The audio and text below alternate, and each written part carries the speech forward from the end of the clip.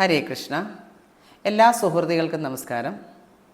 നമ്മളുടെ നാരായണീയ പഠനത്തിൽ അഷ്ടാംഗ യോഗവും തൽസിദ്ധി പ്രകാരവും എന്ന ദശകം 4-ലെ 5-ാമത്തെയും 6-ാമത്തെയും ശ്ലോകമാണ് നമ്മൾ ഇന്ന് പഠിക്കുന്നത്.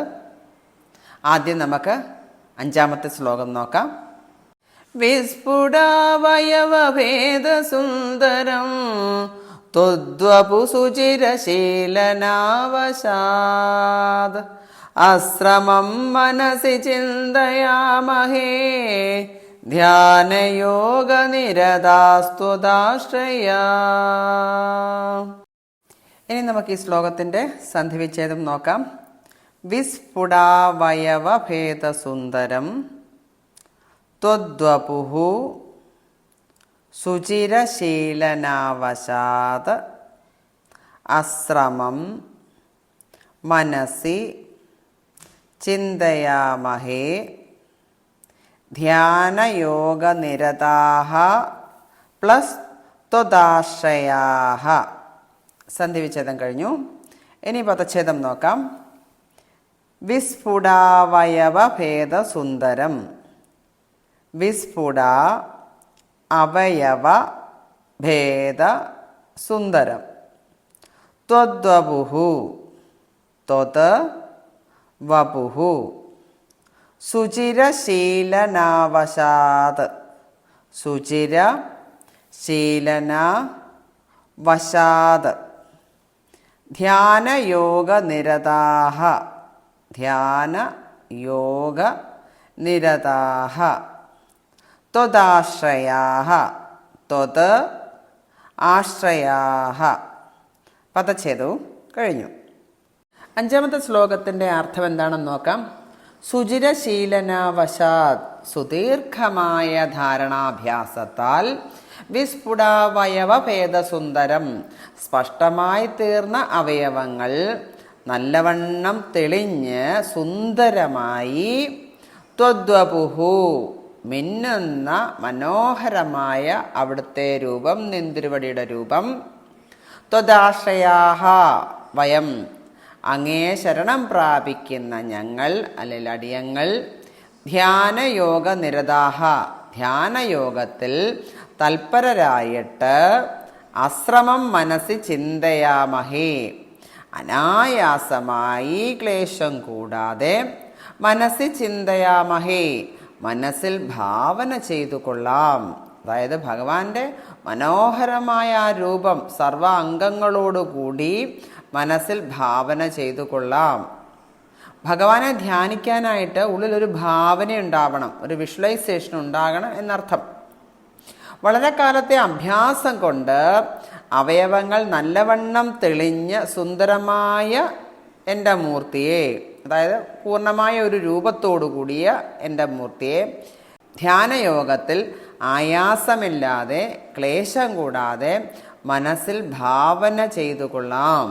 അഷ്ടാംഗ യോഗത്തിലെ 7-ാമത്തെ യോഗമായ ധ്യാനമാണ് ഈ യോഗത്തിൽ അവതരിപ്പിക്കുന്നത്.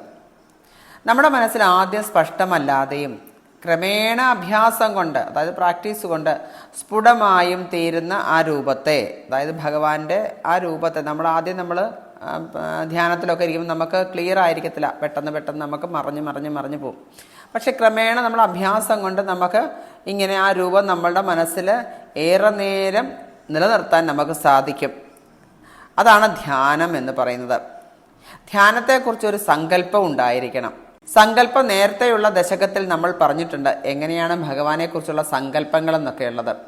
സൂര്യസ്പർദ്ധി കിരീടമൂർധ്വതിലക പ്രോദ്ഭാസി ഫാലാന്തരം, ഇങ്ങനെ നമ്മൾ ആ ഒരു ദശകം 2-ൽ നമ്മൾ പറഞ്ഞിട്ടുണ്ട്. ആദ്യത്തെ ശ്ലോകത്തിലും 2-ാമത്തെ ശ്ലോകത്തിൽ കേയൂരാംഗത കങ്കണോത്തമ മഹാരത്നാങ്കുലീയാങ്കിത, കേയൂരംഗ ശ്രേഷ്ഠമായ മറ്റു വളകൾ. അപ്പം ഭഗവാനെക്കുറിച്ചൊരു രൂപം നമ്മൾ നേരത്തെ ദശകങ്ങളിൽ പറഞ്ഞിട്ടുണ്ട്. ഇങ്ങനെയുള്ള ഈ രൂപം നമ്മളുടെ ധ്യാനത്തിൽ സങ്കല്പിക്കണം എന്നർത്ഥം, അതായത് ഭാവനയിൽ കൊണ്ടുവരണം എന്നർത്ഥം. ഈ രൂപം നമ്മളുടെ ധ്യാനത്തിൽ സങ്കല്പിക്കണം, അതായത് ഭാവനയിൽ കൊണ്ടുവരിക എന്നർത്ഥം. ഇവിടെ ഭട്ടതിരിപ്പാട് നാരായണീയം എഴുതുന്നത് കൊണ്ട് ഗുരുവായൂരപ്പനായതുകൊണ്ടും ഇവിടെ കൃഷ്ണനെ കുറിച്ചാണ് പറയുന്നത്. എന്നാൽ നമ്മളുടെ ഉപാസന അനുസരിച്ച് ഏത് രൂപവും ആകാം. അതായത് ഏത് മൂർത്തിയാണോ നമ്മൾ ഉപാസിക്കുന്നത് ആ മൂർത്തിയുടെ രൂപം നമ്മളുടെ ധ്യാനവേളയിൽ ഭാവനയിൽ കൊണ്ടുവരണം എന്നർത്ഥം.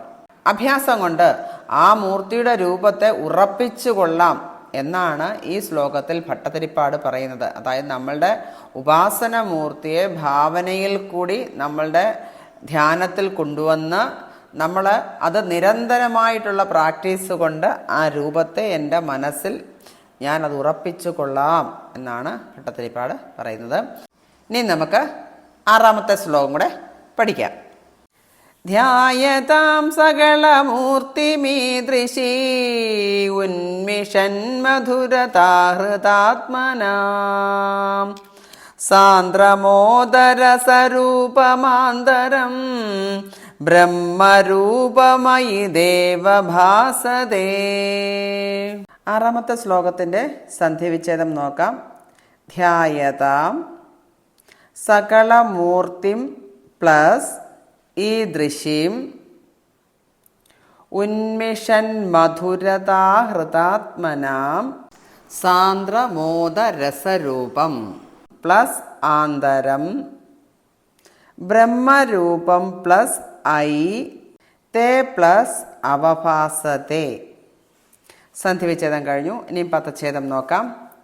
സകലമൂർത്തിം സകലമൂർത്തിം ഉന്മിഷൻ മധുരതാഹൃതാത്മനാം ഉന്മിഷത് മധുരത ഹൃത ആത്മനാം സാന്ദ്രമോദരസരൂപം സാന്ദ്രമോദരസരൂപം ബ്രഹ്മരൂപം ബ്രഹ്മരൂപം. പദച്ഛേദവും കഴിഞ്ഞു. 6ാമത്തെ ശ്ലോകത്തിൻ്റെ അർത്ഥം ഇങ്ങനെയാണ്. ഐ ഈ ദൃശ്യം സകലമൂർത്തിം ധ്യായത.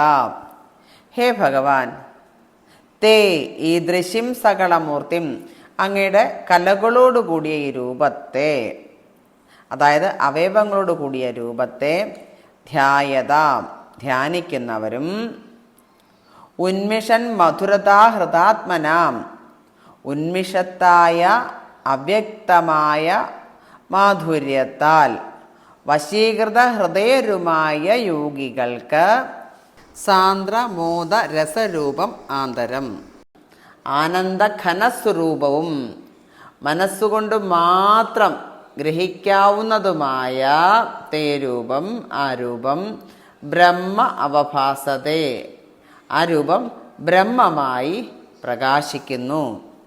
ഈ ശ്ലോകത്തിൽ അഷ്ടാംഗയോഗത്തിലെ സമാധിയെക്കുറിച്ചിട്ടാണ് പ്രതിപാദിക്കുന്നത്. ശുദ്ധ സത്വമയമായ സകല രൂപം തോന്നുമ്പോൾ തദഭിന്നമായ നിഷ്കള ബ്രഹ്മരൂപവും സവികൽപ്പ സമാധിയിൽ അവഭാസിക്കുന്നു. അതായത് സവികൽപ്പ സമാധിയിൽ നിന്നും നിർവികൽപ്പ സമാധിയിൽ ലയിക്കുന്നതുമാണ് ഈ ശ്ലോകത്തിലെ വിഷയം. ഹരേ കൃഷ്ണ.